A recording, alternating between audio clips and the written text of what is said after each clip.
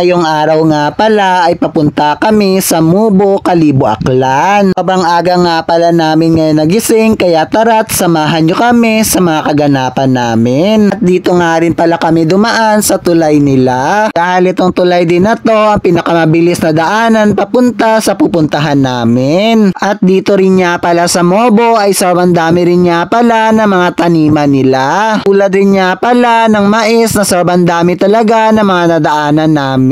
Dahil sa pagtatanim nga rin pala ang isa sa pinagkukunan nila ng pangkabuhayan. Dahil kung masipag ka nga lang talaga ay hindi ka talaga magugutom dito. At finally nga pala ay nakarating na nga rin pala kami rito sa pupuntahan namin. Nandito nga pala kami ngayon sa Denmark Resort na matatagpuan sa Ilawod Purok 3, Mubo, Kalibo, Aklan. Ito nga rin pala yung unang beses na makakapunta ako rito sa resort nila. At sa mga nagtataka nga rin pala dyan kung bakit nandito kami ngayon, dalawang araw nga pala ay kaarawan ng pamangkin namin. At sa araw nga pala ng kaarawan ng pamangkin namin ay kami nga pala ay nakatoka sa decoration. Yung gagawin nga lang pala namin decoration ngayon dito ay gagawa nga lang pala kami ng arko na balloon. Sa pagpapalobo nga rin pala ay manual na nga rin pala yung pagpalobo namin ng balloon. Meron din naman sana kaming dalang machine para sa pampalobo kaso hindi rin namin magamit ngayon. Sumakto rin kasi ngayong araw na sobrang aga rin nawala ng power ngayon dito. Sa pagpunta nga pala namin dito ay 6 nga pala kaming nauna rito. Ang kasama ko nga pala rito pumunta ay ang dalawa kong kapatid na babae at saka yung pinsan ko. Tama nga rin pala namin, dalawa namin pamangkin. At sumunod na nga rin pala yung iba rin naming kapatid tsaka mga pinsan para tulungan na rin kami gumawa dito sa dekorasyon. At sa paggawa nga pala namin ng dekorasyon ay hindi rin nga rin pala kami ganon kagalingan. Pero kahit papaano ay may konti naman kaming alam kung paano gumawa ng balloon. Kaya kahit papaano ay napapaganda naman namin yung mga pinaggagawa naming dekorasyon.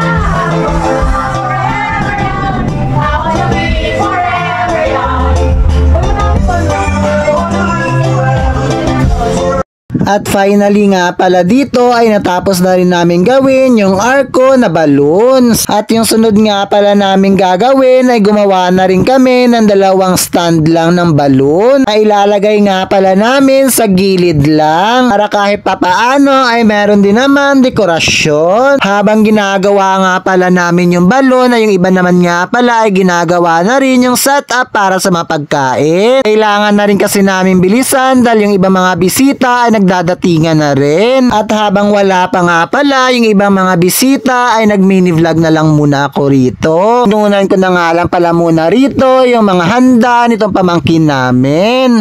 Dami nga rin pala ng mga handa. Sa dami nga pala ng mga pinagsasabi ko rito ay hindi ko pa nga pala nasabi kung sino talaga yung may kaarawan ngayong araw. Ngayong araw nga pala ay kaarawan ng pamangkin namin na si Jeron Matthew. Lord, thank you for this day, especially for this celebration and the day of God. May you guide, bless, and protect us as we celebrate the special day of God.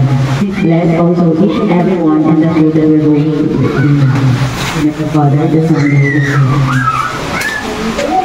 So, para makakaon kita, so makakanta lang kita happy birthday yan para kay Kuya Piano.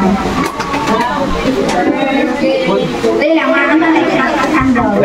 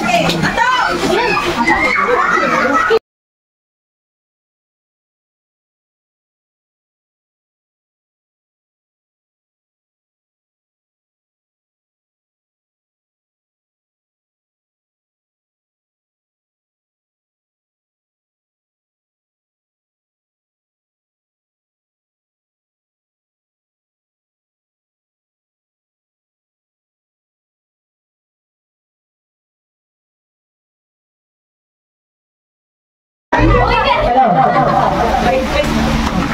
Start na tayo. Yes. Ready? 1, 2, 3.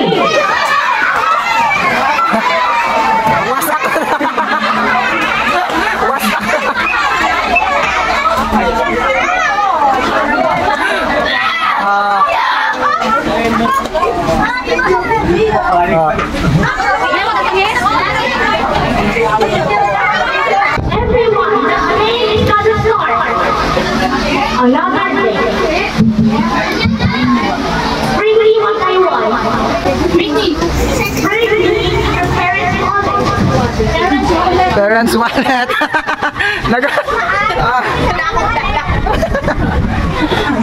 Ano matutulala?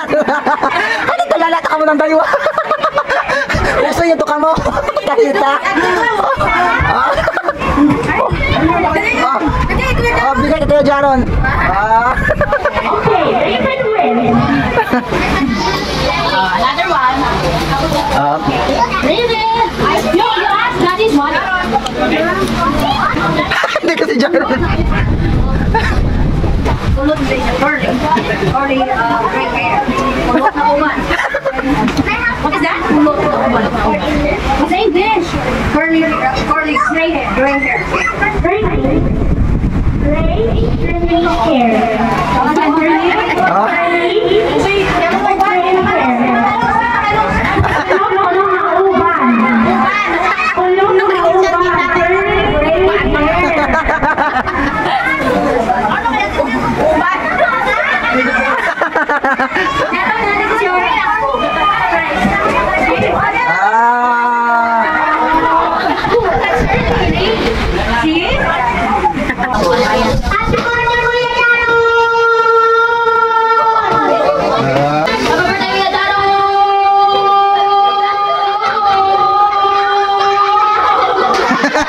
Yung mga pinakamahaba.